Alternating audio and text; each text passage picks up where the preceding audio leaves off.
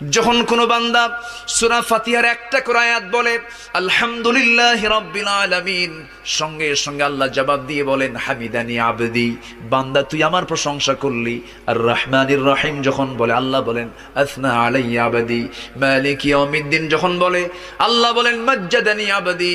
এরপরে যখন বলে ইয়াকা না'বুদু ওয়া ইয়াকা নাস্তাঈন পর্যন্ত যখন বলে আল্লাহ বলেন বান্দারে তুই আমার কাছে কি চাস, প্রাণ খুলে চারে বান্দা।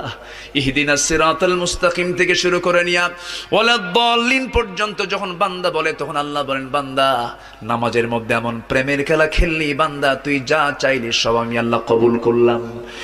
ওই বান্দা যখন রুকুতে যায় আল্লাহ তখন অস্থির হন। ওই বান্দা যখন সিজদায় যাওয়ার জন্য প্রস্তুতি নাই, সমস্ত ফেরেশতাকে ডাক দিয়ে বলেন ও ফেরেশতারা, এই বান্দাগুলো আমাকে দেখলো না, রাসূলকে দেখলো না, কোরআনকে দেখে হাদিসকে বিশ্বাস করে আমাকে খুশি করার জন্য তার সবচেয়ে সম্মানজনক